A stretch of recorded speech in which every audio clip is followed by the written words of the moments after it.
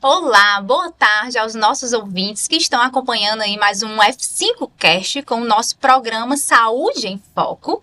E hoje nós vamos abordar um tema super interessante, uma campanha que está aí rolando no Brasil inteiro, onde nós vamos falar um pouquinho sobre o Novembro Azul e a saúde do homem no nosso programa Saúde em Foco. Lembrando a todos vocês que a nossa programação do F5Cast, nós temos o programa Saúde em Foco, o Educação em Foco e o Papo Universitário. E para nós iniciarmos hoje o nosso momento com bastante conhecimento, estamos aqui hoje com uma convidada super especial, doutora Aline Trajano, que vai abordar um pouquinho para a gente falar, né, sobre a experiência dela aí na saúde do homem, abordar um pouquinho sobre o tema em si da campanha do Novembro Azul, onde todos os homens, ou então mulheres que querem orientar os homens, né? Os ouvintes aí podem nos acompanhar, que vai ser bastante interessante trazer um pouquinho desse conhecimento para vocês.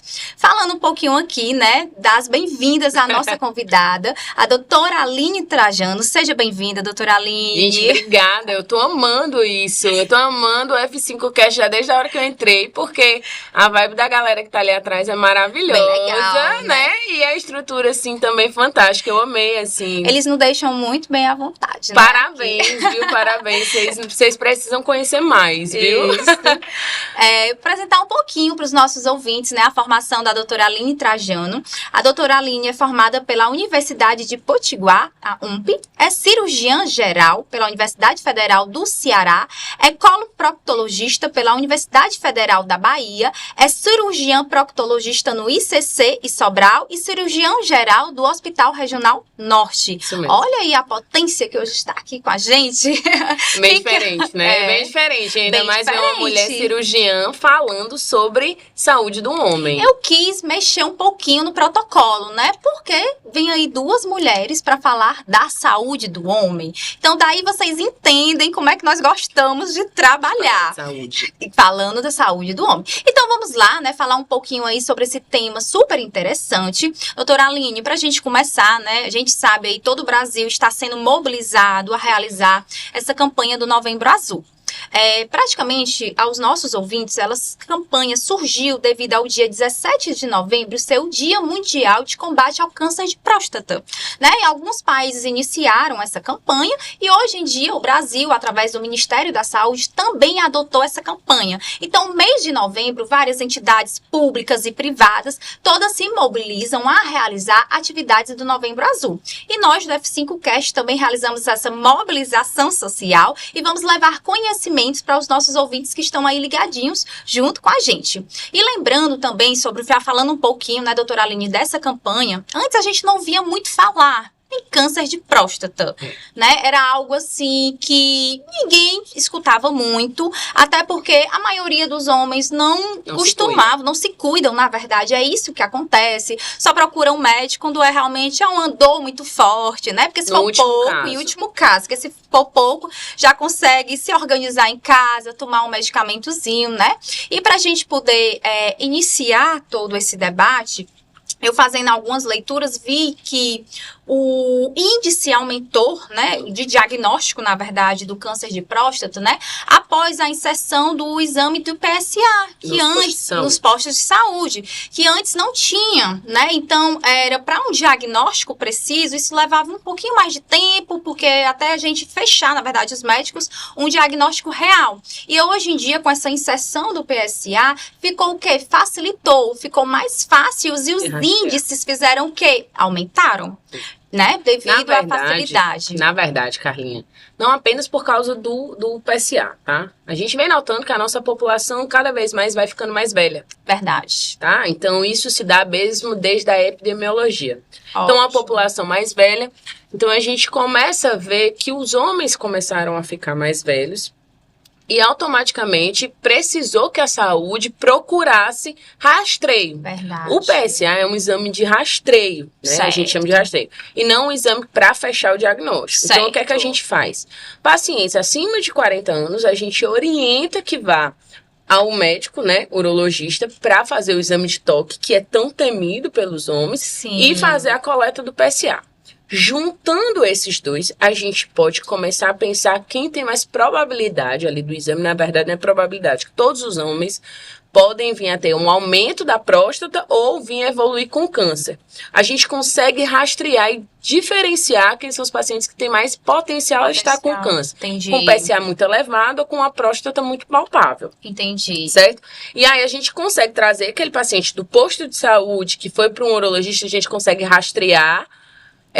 Aumentou, o PSA está muito elevado no posto de saúde. O médico do posto de saúde já consegue ver que ele tem que pedir com urgência. Com urgência, entendi. Então, ele vai para o urologista e a gente consegue identificar os pacientes que têm câncer de próstata muito rapidamente. Mas o que a gente vê é que não é mais apenas o PSA, que se tornou um exame barato, mas é porque a nossa população vem cada vez mais se tornando mais velha. Aumentou essa expectativa de vida, automaticamente, né? Aumenta muito mais as dores. Mês passado a gente passou pelo câncer de mama, né? Isso, que é o Outubro Rosa. Então isso a gente começou a ver que também era um câncer que tinha como a gente prevenir. Verdade. Tá? Verdade. Que é com autoexame da mama. As mulheres, cada vez mais, a gente tá vendo que tá baixando a idade do diagnóstico. Entendi. Cada vez mais. Entendi. Então, de fato, né? Então, temos aí dois potenciais de ter aumentado toda essa estimativa, tanto devido à expectativa de vida do homem, como o exame. Como o exame, o PSA. Doutora, né? E quando fala assim, duas mulheres aqui falando sobre a saúde do homem, né? Eu queria realmente lhe perguntar, que eu creio que até nós já temos mais ou menos a resposta. Realmente ocorre essa resistência do homem em realizar o autocuidado, uma resistência quando é relacionado à saúde dos órgãos, né, genital masculino, tem essa resistência. Nós sabemos que existe, até porque nós temos familiares homens, nós sabemos, né? A piadinha entre os amigos. A piada entre os amigos, né? E esse homem, para ele ser atendido por uma mulher, como você trabalha, doutora, na sua área, na verdade, de atuação, com o homem? Isso é fácil, é difícil? Arlinha, para começo de história, falar para todo mundo, eu até falei para Carla que eu super topava essa ideia, que a gente precisa ver mulheres falando sobre assuntos masculinos e vice-versa, né? Verdade. Eu sou coloproctologista, então eu não cuido diretamente de câncer de próstata, né? Mesmo eu fazendo toque retal, eu cuido mais de câncer de intestino, câncer de reto, hemorroidas e fissuras. Mas chegam muitos pacientes ao meu consultório achando que eu cuido de próstata. Muitos, eu acho que isso todos os dias chega a pacientes assim.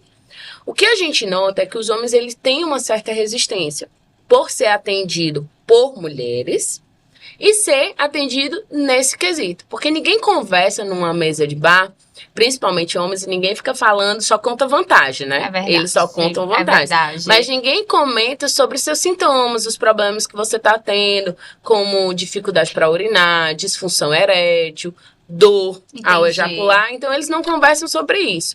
E para chegar a um médico, tanto homem como mulher, falar sobre isso é muito difícil para eles. Verdade. Isso vem melhorando muito, tá? Vou deixar isso bem claro para vocês.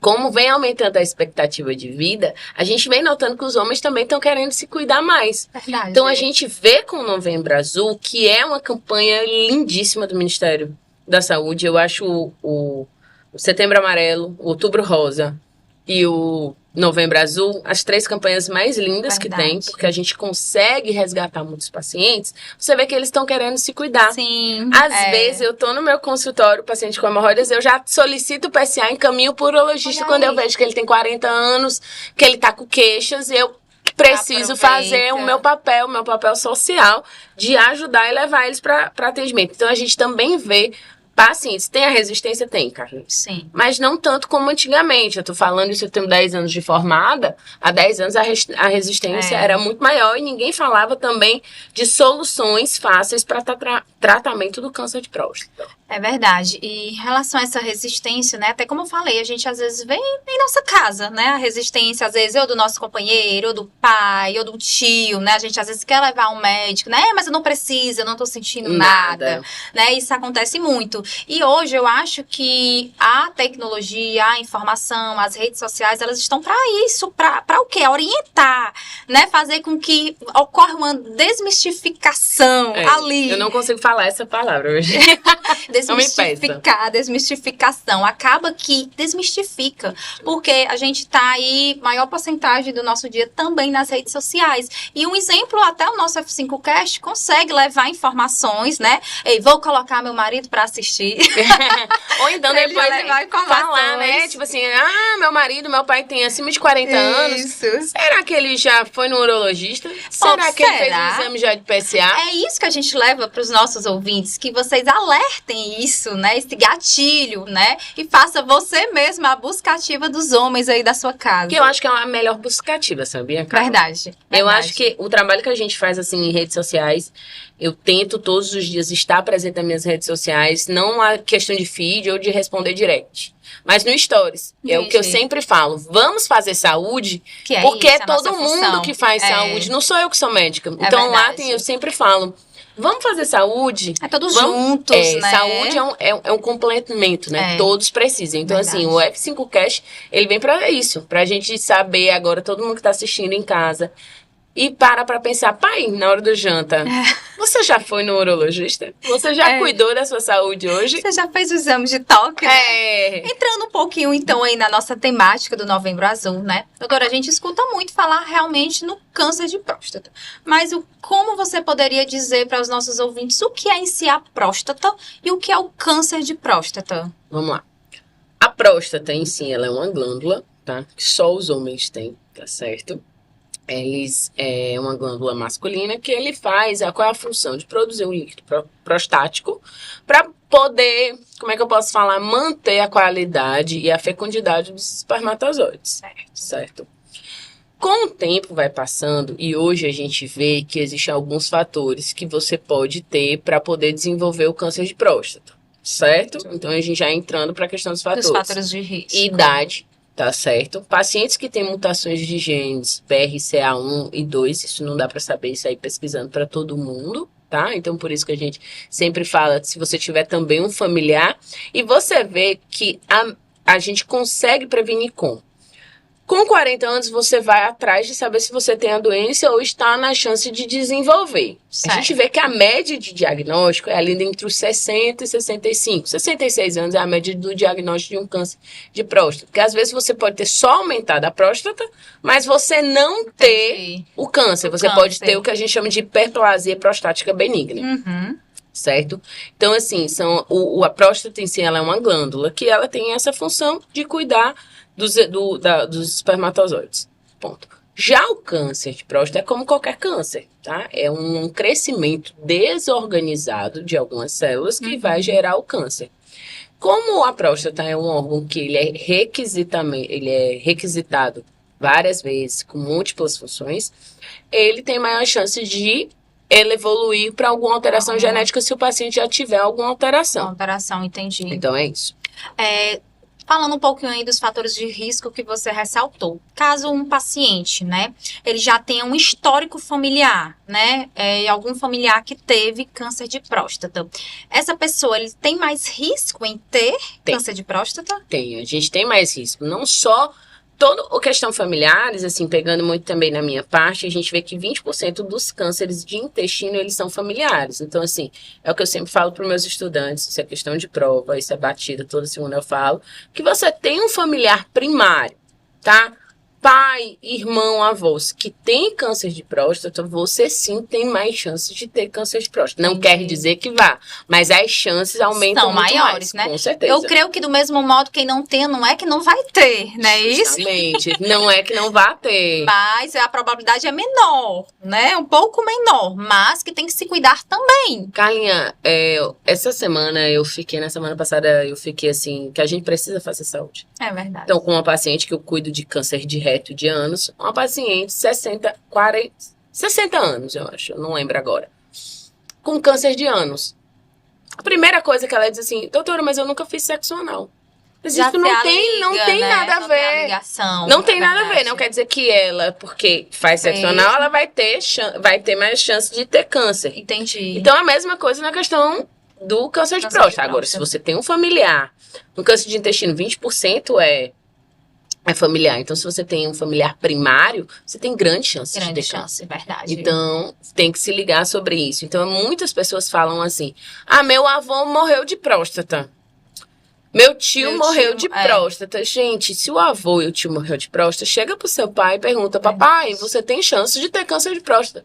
Vamos fazer saúde? Vamos se cuidar, né, Vamos papai? fazer saúde? Verdade, doutora, e pra gente alertar, né? Às vezes a gente fala, mas assim, o que é que os homens, eles têm que se alertar em relação aos sinais e sintomas? Ou quais são esses sinais e sintomas que podem aparecer, que eles já fiquem alerta, que eles têm que procurar ajuda médica? Quais são os principais fatores que você apresenta que eles são quase globais, né? O que é que acontece? A próstata, ela aumenta de tamanho. Automaticamente, ela vai causar sintomas obstrutivos que a gente diz, tá? Então, um paciente que tem uma certa dificuldade para urinar, certo? Ele apresenta um jato diminuído, apresenta dor ao urinar também. Certo. Esses são fatores. Dor durante a ejaculação pode ser um dos sinais.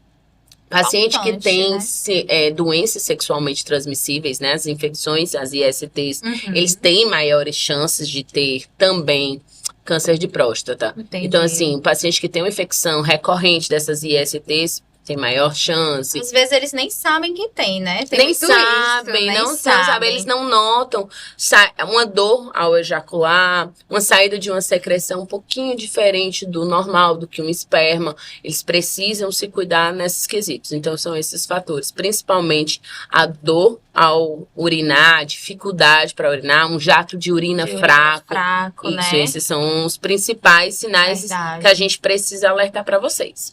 Então, fiquem alerta, homens, a esses sinais e sintomas. Acima de 40 anos. Acima de 40 anos. Porque como assim, tem muito jovem que pode estar escutando e estar dizendo... Verdade. Eu tô assim, porque a gente tem que cuidar da mente deles.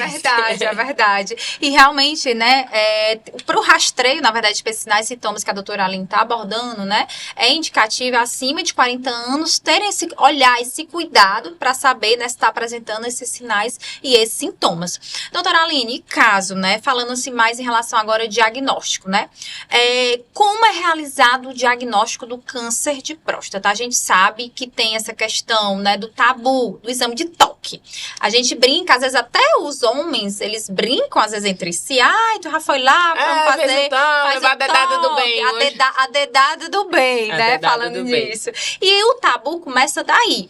Mas realmente o exame de toque, ele só auxilia, ele diagnostica, o que é que fecha o diagnóstico do câncer de próstata? Na verdade, qualquer câncer, ele só consegue ser fechado com biópsia, tá? Entendi. Biópsia. Qualquer câncer, a gente precisa de biópsia. Entendi. Então, assim, isso até é uma questão muito dos urologistas que eles fazem. Muitos pensam, doutora, e minha próstata tá bom no toque? Eu disse, não sei lhe dizer. Porque o urologista, ele fica 3 anos lá, tá? Fazendo toque, porque você tem o tamanho da próstata. É verdade. A elasticidade da próstata, se ela tá endurecida, se não tá, se ela está crescida ou não tá. Ela é uma glândula, né? Ao tocar, você vai saber. Se ela tá endurecida, se ela está amolecida, se tem dor ao tocar, tá certo? Que às vezes ela pode só inflamar. No caso, doutora, o homem, né, foi pra lá pro seu autocuidado, um exemplo com o urologista, né? Quando ele faz o toque, um exemplo, se doer, é significativo que ele tenha? Não sei, Carla, não posso falar de uma área que não, porque assim, eu faço o toque, tá? Não é algo confortável.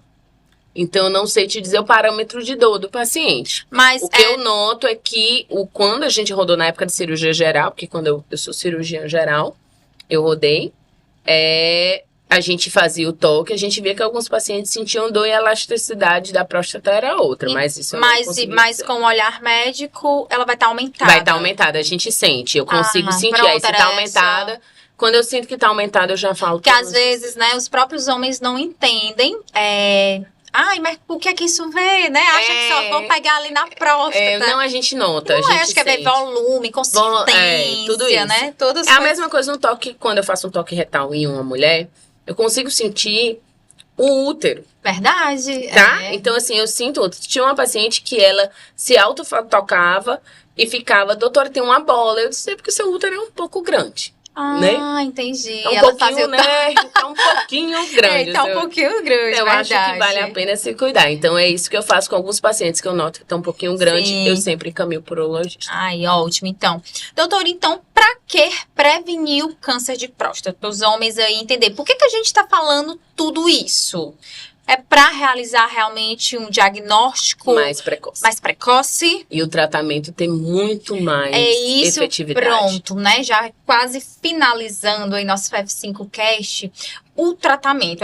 O homem, ele fazendo um diagnóstico precoce. Com biópsia, através de ultrassom, né? Que ele faz a biópsia. Pronto. E aí você precisa fechar. Você fechou o diagnóstico. Fechei. Aí, qual é, mais ou menos, só para os homens entenderem que estão nos acompanhando, qual a abordagem, qual o tratamento A gente pode fazer, faz o tratamento, às vezes, hormonal ou a cirurgia, tá? Que fazem a RTU, que é uma ressecção transuretral, ou a prostatectomia toda aberta, né? Que é a retirada da próstata por completo, tá? Entendi. Então, assim, o que vale a pena dizer aqui, não é porque câncer não é sentença de morte.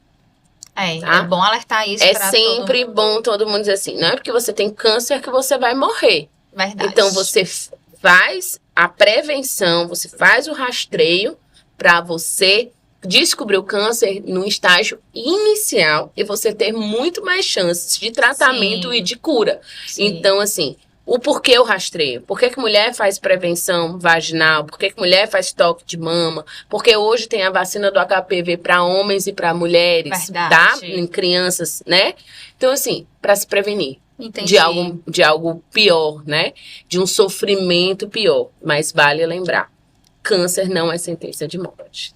Isso é bom ressaltar, né? Porque às vezes as pessoas se desesperam. Vou morrer, né? Eu não tenho assim. cabeça para fazer uma quimio-radioterapia. Eu não vou sobreviver por causa de uma cirurgia. Verdade. Gente, vai. Podem ter certeza que vão sobreviver. E a gente está aqui para ajudar, né? Nós médicos, no geral, principalmente nós da oncologia aqui de Sobral.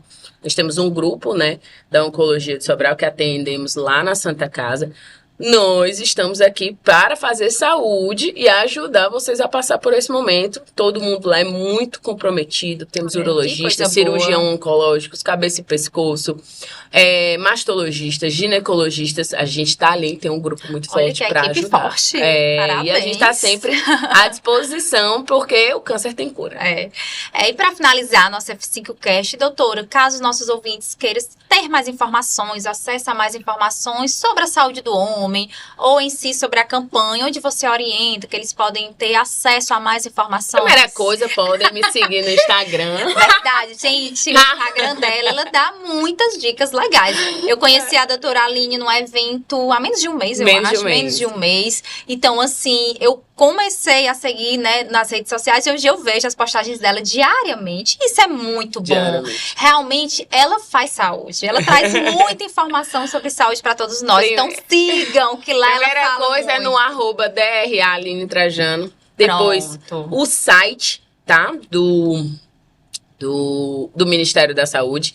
E tem vários Instagrams em Sobral, de vários urologistas, Dr. Leonardo Aragão, Thales Ponte, Dr. Luiz Solon, pessoal da Gauss, Dr. Guilherme Tiburtino, o dos meninos da cirurgia oncológica, que é o Dr. Jansen Loyola, Diego Bezerra, são Instagrams que vocês podem, são todos homens, vocês podem seguir, gente. Volta todos esses que eu falei. E sigam eles no Instagram, porque eles têm muito conteúdo, principalmente falando da saúde do homem. Então, talvez o homem se identifique melhor com o homem. Né? Fica lá esse recado sobre eles. Eles são maravilhosos. Doutora, então, qual a sua mensagem final para o nosso F5Cast, para os nossos ouvintes? Pode deixar sua mensagem final. Primeiro, eu amei isso aqui. Que coisa eu adoro participar dessas coisas. Eu adoro podcasts, adoro entrevistas, palestras, porque eu acho que a gente precisa trazer o jovem para cada vez mais perto da gente. Eu acho que a gente já conversou sobre isso. A gente está aqui para ser norte, né? Ser farol para essa meninada que tá aí, a gente para ser exemplo. Verdade. Então, o que eu tenho para dizer é que, em relação ao câncer, que o câncer tem cura. Quem tem câncer não é sentença de morte. Tenham certeza que existem grupos e médicos que estão à disposição de cada um de vocês. E é só agradecer, muito feliz. Nós que agradecemos, né? Nós aqui da equipe do FCCast, a presença da doutora Aline Quero vir mais vezes. Vou trazê-la mais vezes, abordando. E ela fala de muitos temas legais. Vários Isso temas. Muito importante, né? Temas curiosos que às vezes realmente é legal Vamos ser quebrar ressaltado. tabu sobre isso. Vamos, ela quebra realmente tabu. Por isso que eu trouxe hoje aqui pra gente quebrar um pouquinho sobre a saúde do homem, né? Pois muitíssimo obrigada pela sua Carlinha. presença, doutora Aline. E vocês, ouvintes, nos acompanhem na nossa programação semanal do F5Cast, toda segunda-feira, das 16h30 até às 17 horas. Aguardem que próxima semana nós temos o próximo episódio do programa Saúde em Foco através do nosso F5Cast. Eu só acho que na próxima, quando for eu quero 1 hora, tipo. Ei, olha aí, é um pedido que a gente faz sempre, Quero 1 hora, viu? Vamos acatar, equipe aqui da Web TV Unida. Pois tchau, gente. Tchau, gente, Até obrigada. a próxima.